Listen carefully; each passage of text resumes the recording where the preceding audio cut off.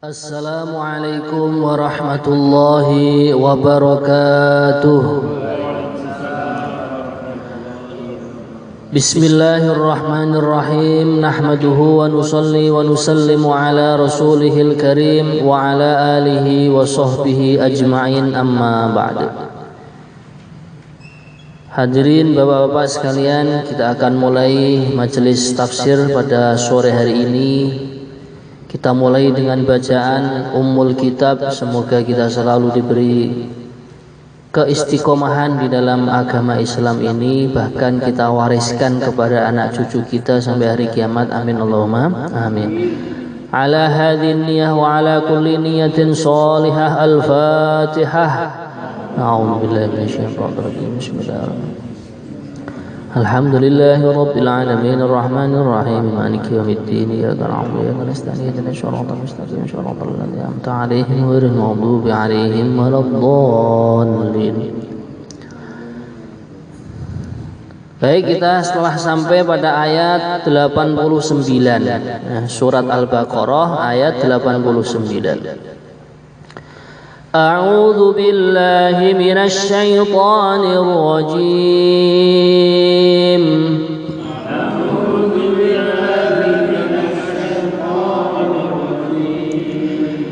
Bismillahirrahmanirrahim.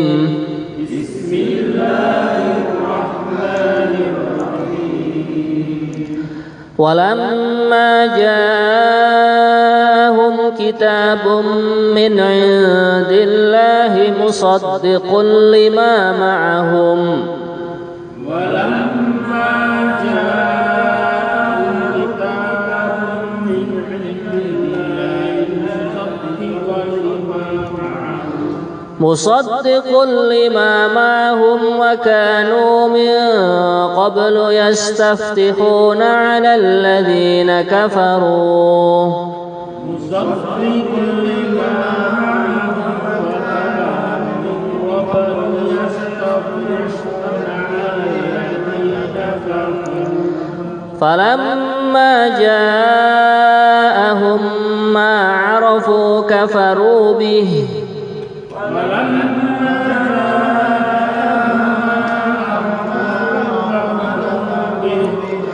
Fala'natullahi 'alal kafirin.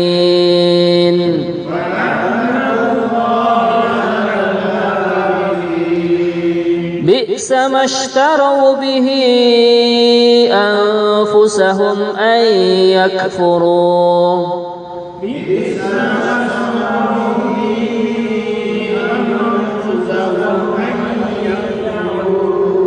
أن يكفروا بما أنزل الله بغيا أن ينزل الله من فضله.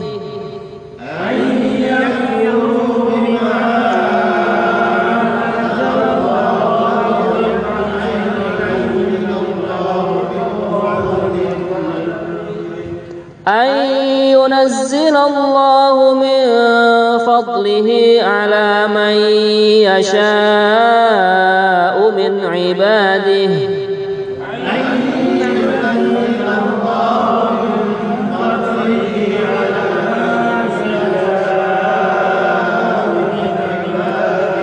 فباءوا بغضب على غضب.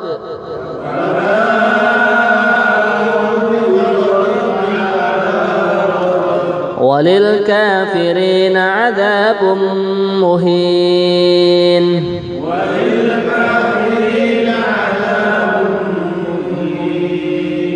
وإذا قيل لهم آمنوا بما أنزل الله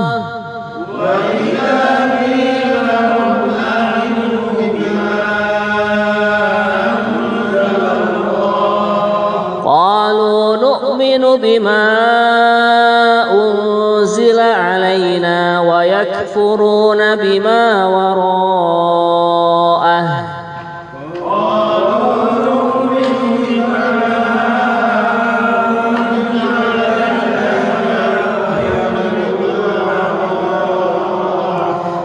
ويكفرون بما وراءه وهو الحق مصدقا لما معهم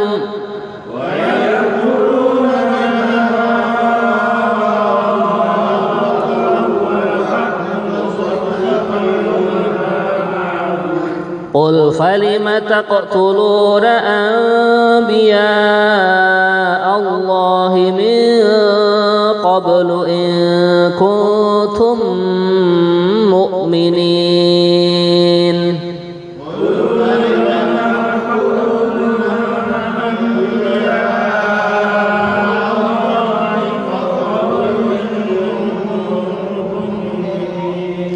ولقد جاءكم موسى بالبينات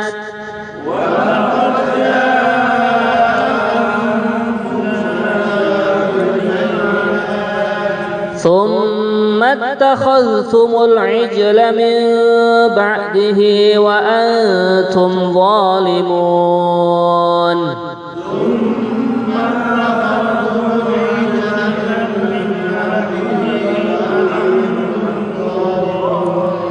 وإذ أخذنا ميثاقكم ورفعنا فوقكم الطور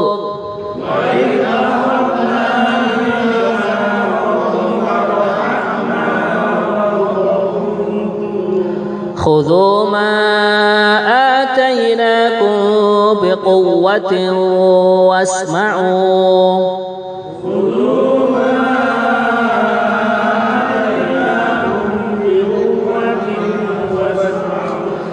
قالوا سمعنا وعصينا وأشربوا في قلوبهم العجل بكفرهم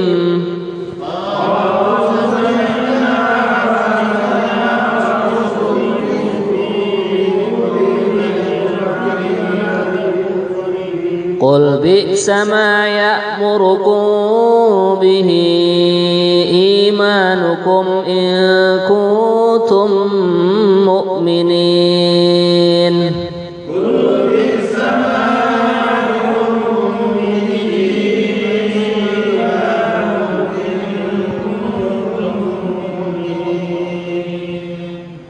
kita akan bacakan terjemahnya. Bismillahirrahmanirrahim. Walamma jahum kitabun min indillah. Ayat 89. Dan setelah sampai kepada mereka kitab Al-Quran dari Allah yang membenarkan apa yang ada pada mereka, sedangkan sebelumnya mereka memohon kemenangan atas orang-orang kafir, ternyata setelah sampai kepada mereka apa yang telah mereka ketahui itu, mereka mengingkarinya. Maka laknat Allah bagi orang-orang yang ingkar. Jadi hadirin sekalian, ayat ini menerangkan masih sambung dengan kisah yang sebelumnya, yaitu tentang Bani Israel, sifat buruk mereka, yaitu mereka mengingkari dengan diturunkannya atau diutusnya baginda Rasulullah Shallallahu Alaihi Wasallam dan juga diturunkannya Al-Quran. Di sini Allah Subhanahu Wa Taala menerangkan walamma jahum kitabun min indillahi musaddiqul lima ma'hum. Jadi ketika datang kepada mereka kitab, di sini yang dimaksud kitab adalah Al-Quran. Bahkan datangnya Al-Quran ini adalah min indillah, dari sisinya Allah Subhanahu Wa Taala. Dan yang kita fahami, Al-Quran ini isinya musaddiqul lima ma'ahum, membenarkan apa yang bersama mereka, yaitu yang berada di dalam kitab Taurat yang Allah turunkan kepada Nabi Musa alaihi salam.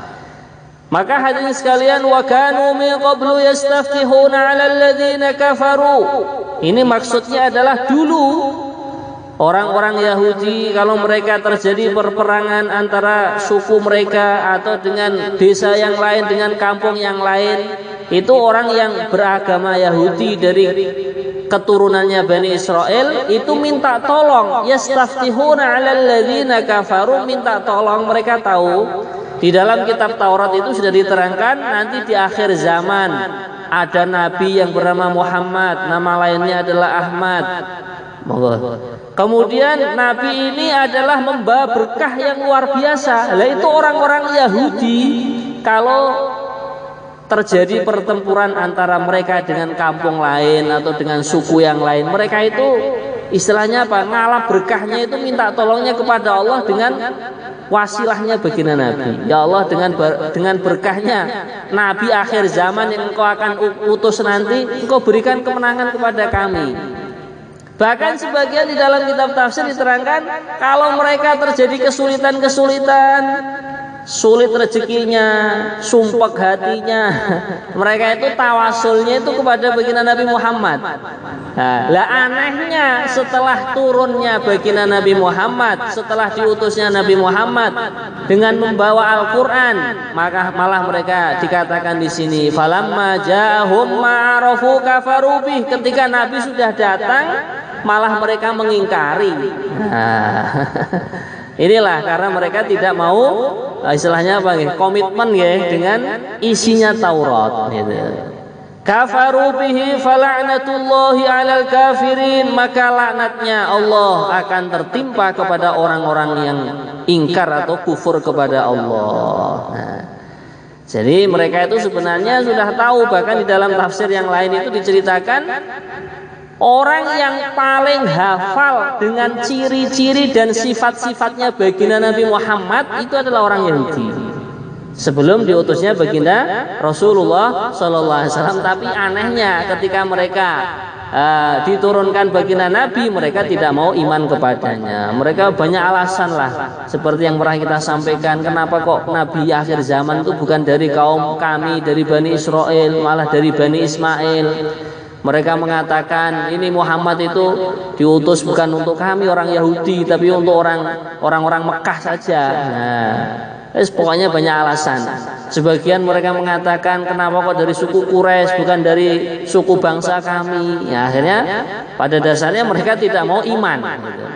Kemudian hadirin sekalian, fala'natullahi 'alal kafirin. Laknat di sini maksudnya adalah jauh dari kebaikan. Nah, makanya orang yang dilaknat oleh Gusti Allah ini Allah akan jauhkan dari kebaikan. Sebagian ulama mengkhususkan kebaikan yang kaitannya dengan akhirat. Kalau di dunia kita lihat orang-orang yang tidak iman kepada Allah, sebagian mereka diberi kekayaan. Bahkan kalau menurut data itu orang terkaya di Indonesia kan pemilik pabrik jarum ya, orang Kudus itu, Hartono dan itu keluarganya itu. Maka hadirin sekalian, ini maksud daripada laknat Allah. Sebagian ulama ahli tafsir mengatakan kebaikan yang kaitannya dengan negeri akhirat. Maka ini akan dijauhkan dari orang-orang kafir. Tapi sebagian ulama juga mengatakan bahwasanya kebahagiaan yang berupa harta benda, kemewahan, kemegahan itu sebenarnya di dalam laknat Allah juga kalau tidak digunakan untuk agama. Sebagian hadis mengatakan ad-dunya mal'unun fiha illa ma fiha illa dzikrullah wal ilm wa ma walah gitu. Au kama jaa fil hadis. Setiap dunia itu apa? Selain Allah itu namanya dunia, itu dilaknat. Dijauhkan dari kebaikan kecuali berzikir kepada Allah, ilmu dan majelis ilmu dan juga apa saja yang berkaitan dengan keduanya gitu.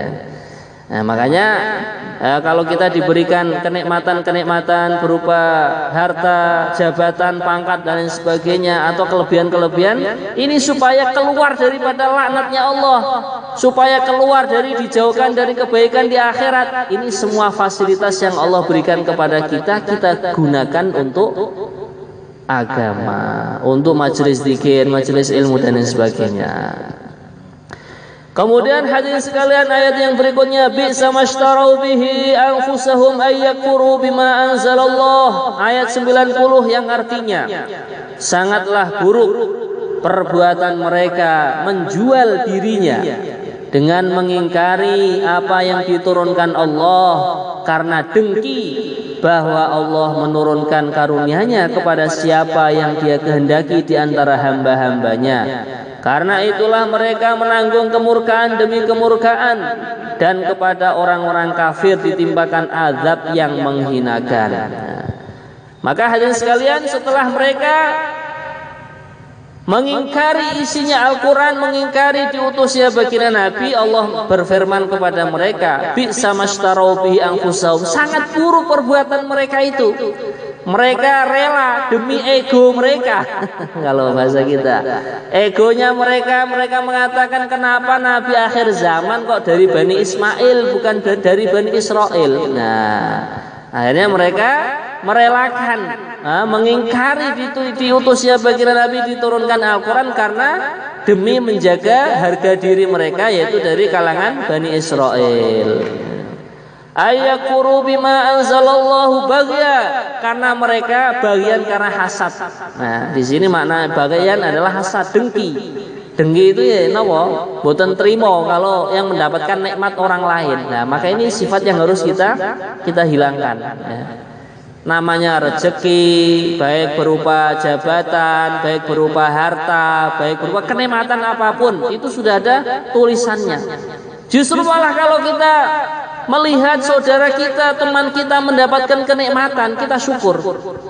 Nah, kemudian kita doa, alhamdulillah tetanggaku baru saja Allah karuniakan berupa bisa beli mobil, aku seneng. Nah, semoga saja suatu saat nanti Allah akan karuniakan juga kepadaku. Nah, begitu. Di hati longgar ya. Nah, seperti itu. Maka ini Bani Israel itu mereka bagian karena hasad, ya, dengki. Kenapa kok Nabi akhir zaman yang setiap hari kita tawasulan kepada mereka apabila ada kesulitan kok bukan dari kaum kita, gitu, bukan dari suku kita. Bagian ayyunazzilallahu min fadlihi ala man yasha'u min ibadihi. Ya, karena mereka dengki Allah menurunkan karunia-Nya kok kepada siapa saja yang dikehendaki Allah, bukan hanya kepada kami. Nah, maka inilah karena hasad mereka. Faba'u bighadabin ala ghadab, maka mereka kembali dengan mendapatkan murka dari Allah yang berlipat-lipat ganda. Walil kafirina adzabun muhin, dan bagi orang-orang kafir siksa yang menghinakan mereka. Nah. Ayat yang berikutnya, wa idza qila lahum aminu bima anzalallah, yang artinya ayat 91, dan apabila dikatakan kepada mereka berimanlah kepada apa yang diturunkan Allah, yaitu Al-Quran, mereka menjawab, kami beriman kepada apa yang diturunkan kepada kami, yaitu kitab Taurat.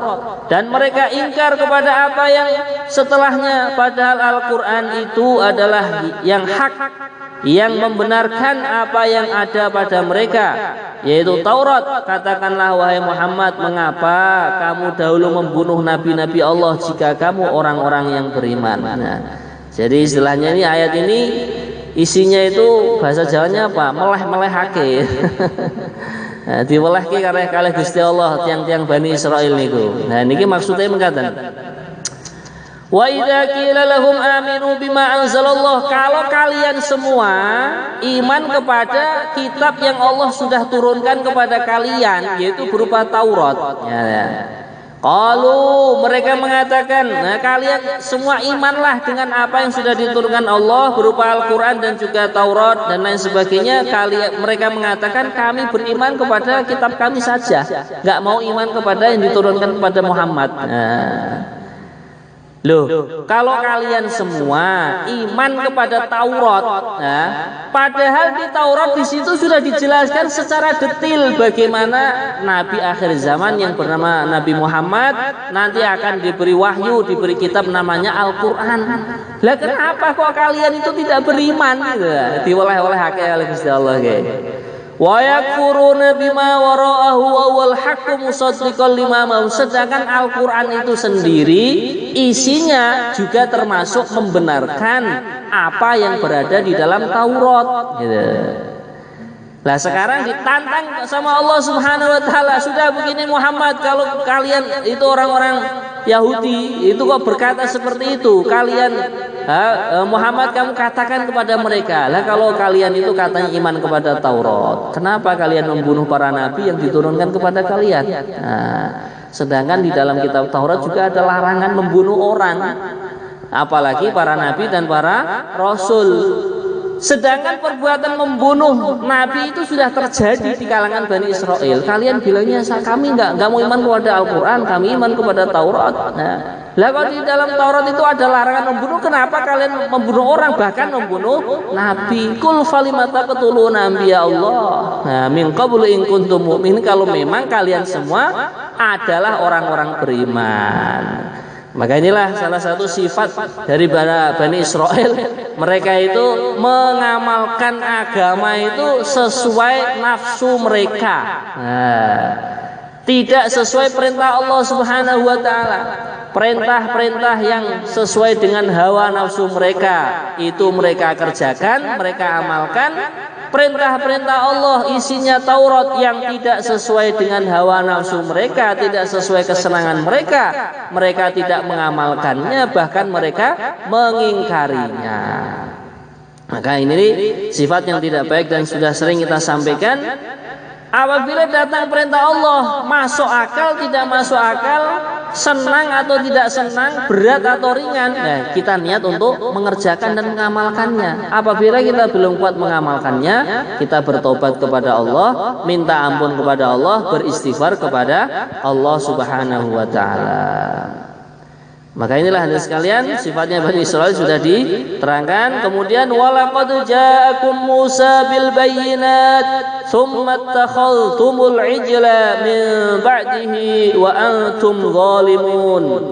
Ayat 92. Dan sungguh Musa telah datang kepadamu dengan bukti-bukti kebenaran, kemudian kamu mengambil patung anak sapi sebagai sesembahan setelah kepergiannya, dan kamu menjadi orang-orang yang zalim. Jadi hadirin sekalian, kalau bahasa kita masih kurang apanya Nabi Musa datang kepada Bani Israel dengan membawa kitab Taurat, membawa mukjizat-mukjizat yang Allah berikan kepada Nabi Musa. Di antara mukjizat yang masyhur yang terkenal adalah tongkat beliau bisa membelah lautan. Tongkat beliau dilemparkan bisa berubah jadi ular yang besar, bisa sehingga memakan ular-ular yang dibikin-bikin oleh para penyihirnya Bani Israel. Kemudian di antara mukjizat beliau, tangan beliau apabila dimasukkan ke dalam saku, sebagian mengatakan diletakkan di bawah ketiak, diangkat maka keluar cahaya. Banyak sekali mukjizat-mukjizat yang Allah berikan kepada Nabiullah Musa alaihissalatu wassalam. Hewa semonten mereka masih mengingkari dengan apa yang diajarkan Nabi Musa. Bahkan dikatakan di sini dalam ayat ini, kemudian setelah Nabi Musa meninggalkan kalian sebentar, kalian menjadikan patung anak sapi itu sebagai sesembahan. Min ba'dihi wa antum zalimun, setelah kepergian Nabi Musa, maka kalian semua adalah orang-orang yang zalim. Orang-orang yang tidak bisa menempatkan segala sesuatu sesuai tempatnya masing-masing. Maka inilah hadirin sekalian, bagaimana sifat istiqomah di dalam Bani Israel itu tidak ada, ya. Baru ditinggal sebentar oleh nabinya sudah kufur lagi kepada Allah Subhanahu wa taala. Kemudian ayat yang terakhir, wa id akhadna mitsaqakum wa rafa'na fawqakumut tur khudhu ma atainakum biquwwatin wasma'u. Ayat 93 yang artinya, dan ingatlah ketika kami mengambil janji kamu dan kami angkat gunung Sinai di atasmu seraya berfirman. Jadi ini ayat ini hadirin sekalian, itu saking geramnya, kalau bahasa kita nggih, saking geramnya Allah Subhanahu wa taala kepada Bani Israel untuk menundukkan mereka supaya selalu taat kepada Nabi Musa, untuk diambil janji saja itu loh. Mereka diangkat waktu itu, diangkat gunung Tursina itu, nah, yang begitu besarnya, diangkat di atas kepalanya Bani Israil. Sekarang ini kalian akan dijanji oleh Nabi Musa. Nah, kalau kalian kok nggak mau taat, nggak mau berjanji dengan Nabi kalian, bisa-bisa kalian akan ditimpakan, dibleki karo gunung iki, ngoten. Ayo ngoten ya. Maka hadirin sekalian, khudhu ma atainakum biquwwati wasma'u. Pegang teguhlah apa yang kami berikan kepadamu dan dengarkanlah.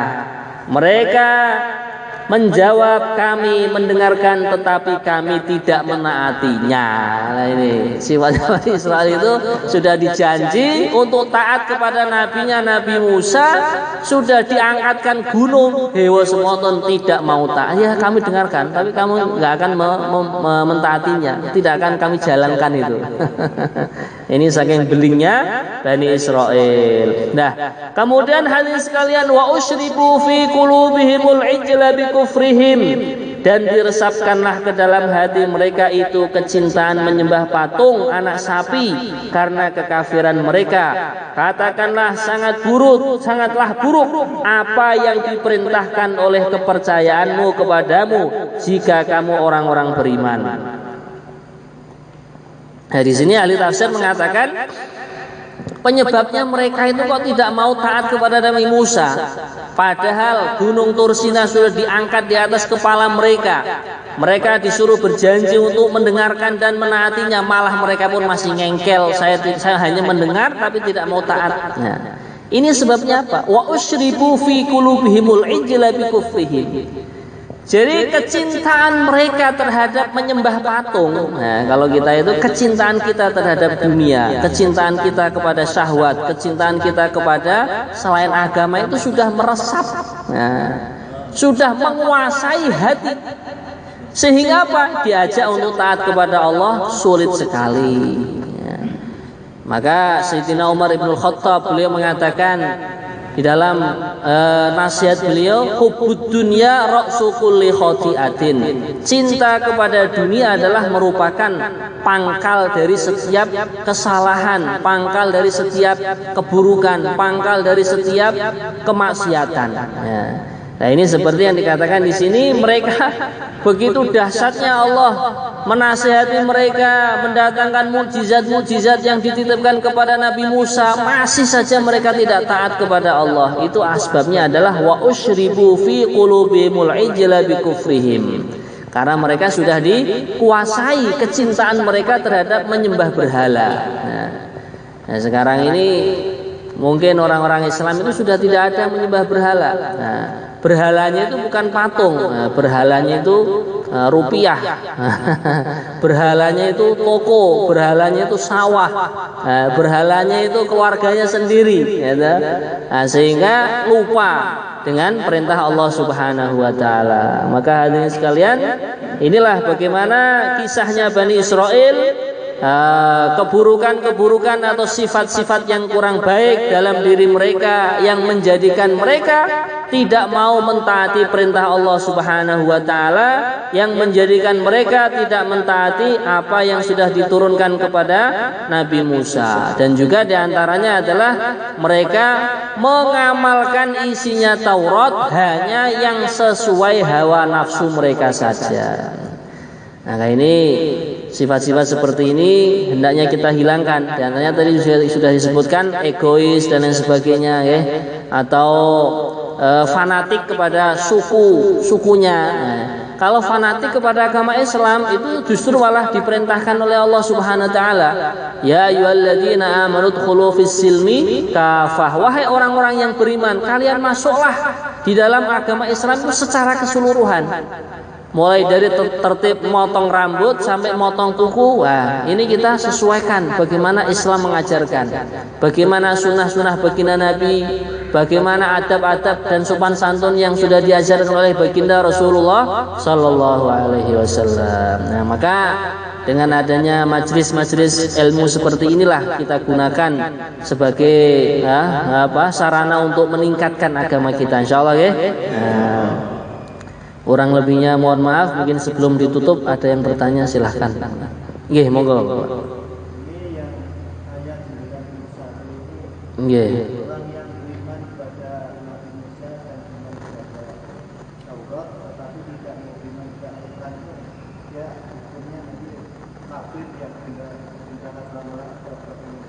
Nggih, orang yang beriman kepada Nabi Musa dan tidak beriman kepada Al-Qur'an. Lah mereka itu ya hukumnya kafir setelah diutusnya baginda Rasulullah sallallahu alaihi wasallam. Tapi mereka sendiri yang mengatakan kami iman kepada Nabi Musa, kami iman kepada Taurat, tapi iman mereka itu hanya omongan doang gitu. Toh seperti yang dikatakan falima taqtuluna anbiya Allah. Kalau kamu iman kepada Taurat sekarang kenapa perbuatan kamu kok membunuh nabi? Sedangkan di dalam Taurat juga diterangkan di situ ada larangan membunuh manusia, apalagi utusan Allah Subhanahu wa taala. Berarti kan antara ucapan kalian yang kalian katanya mengatakan iman kepada Nabi Musa, iman kepada Taurat, ini dalam praktiknya tidak ada sama sekali. Maka ini mereka diwelah-welah kayak ini wow. Nanti cara bahasa Jawa nih jarine iman nang Taurat, tapi kenapa kok kalian itu membunuh para nabi? Nah, sedangkan di situ ada larangan. Makanya berarti iman kalian itu ya hanya omong kosong itu, tidak ada buktinya. Gitu. Makanya orang yang iman kepada Taurat, nah, di situ sudah diterangkan nanti di akhir zaman datang pada di akhir zaman itu seorang nabi namanya ini, mereka tidak mau iman. Nah itu semua disebabkan itu tadi bagian, nah, karena mereka hasad, dengki. Nah maka ini kita hilangkan ya sifat dengki itu pelan-pelan, itu kita doa kepada Allah, kita latihan. Memang kadang itu berat, saya sudah usaha tapi yang naik pangkat kok malah teman saya, nah, yang malas-malesan. Kadang ujiannya di pemerintahan seperti itu ya. Nggih, monggo silakan.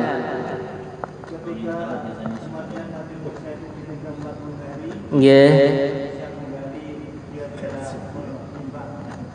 Patung, patung anak sapi. Waktu suasana pada saat itu memang penyembah beralasan patung sapi atau sekarang agamanya Hindu lah. Nggih.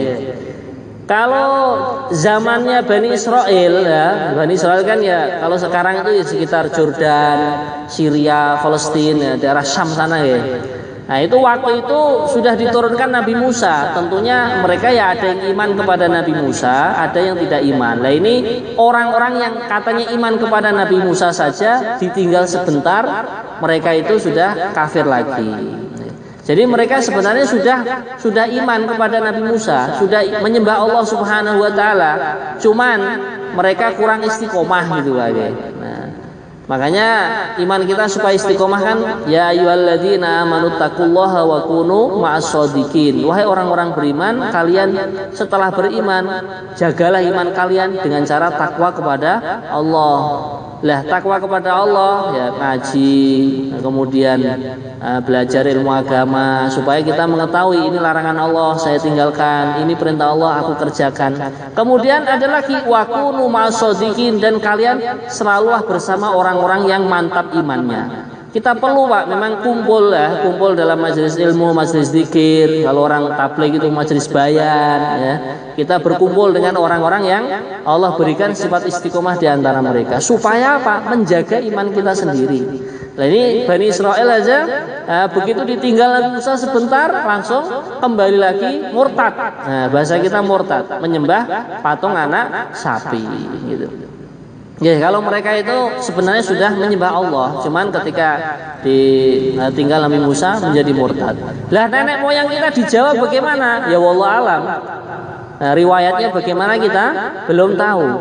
Cuman secara sejarah itu sebenarnya dakwah yang disampaikan oleh para sahabat itu sebagian mengatakan itu sudah sampai ke Indonesia. Jawaban sebagian sejarawan itu. Karena ditemukan makamnya sahabat di perbatasan antara Aceh dan Medan. Nah, di sana ada makam sahabat 2 orang atau berapa begitu. Nah, bahkan katanya juga ini cerita yang nopo jenenge tidak ada riwayatnya yang kuat ya kebenarannya itu. Bahkan itu di Indonesia ada yang namanya Patih Gajah Madang ya. Itu sezaman dengan Sayyidina Ali katanya. Sezaman dengan Sayyidina Ali. Sayyidina Ali kan menantunya baginda Nabi. Selain beliau itu orang alim, beliau juga jagoan, pendekar kalau bahasa kita itu. Nah itu bahkan itu termasuk Gajah Mada itu katanya pernah mengucapkan seandainya ada pendekar di dunia ini yang selain saya akan menantang duel kepadanya. Maksudnya nantang Sayyidina Ali gitu. Tapi ini cerita tidak ada sanad yang kuat ya. Jadi hanya berita-berita begitu aja lah ya. Nah, makanya kita kepada orang agama, kepada orang yang dikatakan soleh ini betul-betul hati-hati, apalagi kepada para alim ulama. Nah, para alim ulama itu katanya dagingnya itu mengandung racun ya. Kalau kita ghibah, mencela, mencaci ya, itu bisa-bisa kita makan racun. Makanya kalau ada sesuatu yang keluar dari para alim ulama, para kiai, para masyayikh kok kita belum paham, nah kita lebih baik diam saja. Nah, ada lagi yang bertanya? Monggo. Untuk Nabi dan Rasul pada saat yang di Bani Israel kan banyak yang membunuh Nabi dan Rasul. Tentunya setelah wafatnya Nabi Musa. Nah, kalau ini setelah wafatnya Nabi Musa atau ketika hidupnya, ini kita juga belum tahu riwayatnya. Cuman di antara perbuatan mereka yang buruk, nah itu mereka membunuh orang dan juga bahkan membunuh utusan Allah. Kalau sekarang ya membunuh para alim ulama, para kiai gitu kan. Sekarang sudah nggak ada nabi lagi. Karena kemarin sudah saya jelaskan di dalam kitab tafsir, nabi yang diturunkan kepada kaum yang namanya Bani Israel tok itu sampai 70.000. Kita nggak bisa bayangkan 70.000 nabi, Pak. Nah, itu makanya mungkin kalau sekarang itu bahkan setiap RT atau setiap RW itu ada nabi yang membimbing mereka. Kalau dulu nabi, kalau sekarang istilahnya mungkin para kiai ya. Karena hadis kan ada yang diriwayatkan al ulama warasatul anbiya. Para ulama adalah pewarisnya nabi gitu. Kurang lebihnya begitu. Dari Bani Israel dan juga mungkin dari suku yang lain, cuman mereka diangkat jadi nabi gitu. Moga.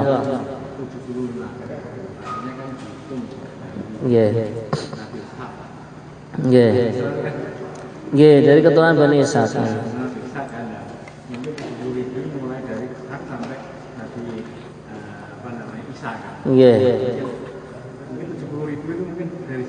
Bisa jadi mulai dari Nabi Ishaq sampai Nabi Isa ya. Karena memang umur mereka itu kan dulu panjang-panjang ya. Nabi Nuh saja umurnya 950 tahun itu diutus kepada kaumnya untuk berdakwah segitu. Ini umurnya berarti lebih. Kemarin saya ceritakan Nabi Ibrahim khitan tahun 80, usia beliau sudah 80 tahun baru dikhitan. Berarti kalau sekarang ya masih anak 8 tahun ya. Moga Pak. Ustaz, ayat yang sedang mengatakan secara berjulur perbuatan mereka dengan menjual dirinya dengan mencari apa yang dikehendaki Allah, itu maksud menjual diri itu apa? Menjual diri, mereka lebih mementingkan sifat egois mereka. Jadi kenapa yang menjadi nabi akhir zaman kok bukan dari kalangan kami, bukan dari suku kami yaitu Bani Israel, tapi dari sukunya Bani Ismail. Ini kan mereka lebih mementingkan kan. Nah, lebih mementingkan diri mereka. Saya tetap membela Bani Israel, tidak mau iman kepada Nabi Muhammad yang dari kaum Bani Ismail. Nah, jadi makanya kadang itu terjadi. Kenapa yang jadi penanggung jawab kok dari kaum sana? Lah ini kalau dalam dakwah itu kurang lebih seperti itu. Bukan dari kaum kami. Nah, kenapa yang jadi pimpinan kok orang sana? Bukan dari pulau kami, bukan dari provinsi kami. Lah akhirnya merasa ego itu akhirnya ya saling tidak baiklah terjadinya itu. Ya. Karena intinya tadi karena sifat iri, bagian, hasad gitu.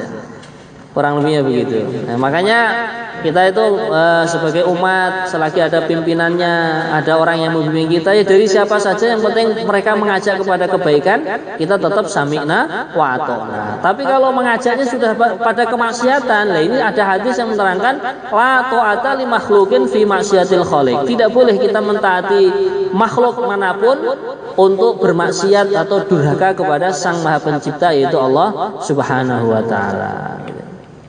Kurang lebihnya kan. Moga.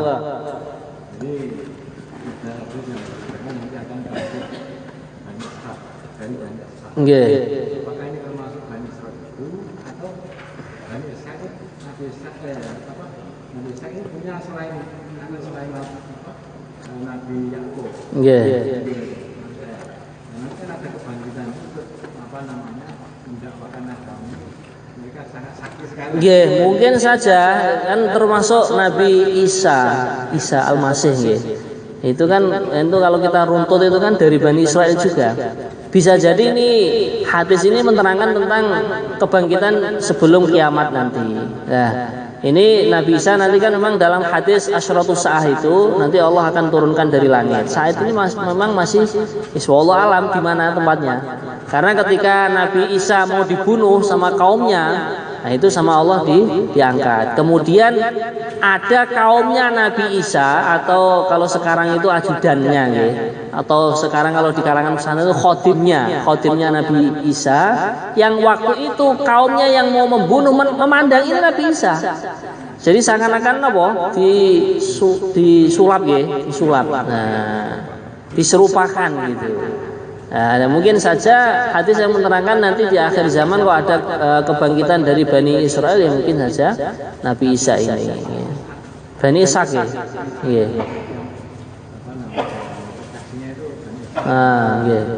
Ya mungkin mawon nanti kita lihat saja. Mungkin ada orang-orang Yahudi yang Allah bukakan pintu hatinya untuk tobat. Sehingga mereka mau mengakui kebenarannya Al-Quran, kebenarannya baginda Rasulullah SAW. Oke, baik. Kita akhiri dengan bacaan kafaratul majlis. Subhanallah wa bihamdihi, subhanallah wa bihamdika, asyhadu an la ilaha illa anta, astaghfiruka wa atubu ilaik. Kurang lebihnya mohon maaf. Wabillahi taufiq wal hidayah. Wassalamualaikum warahmatullahi wabarakatuh.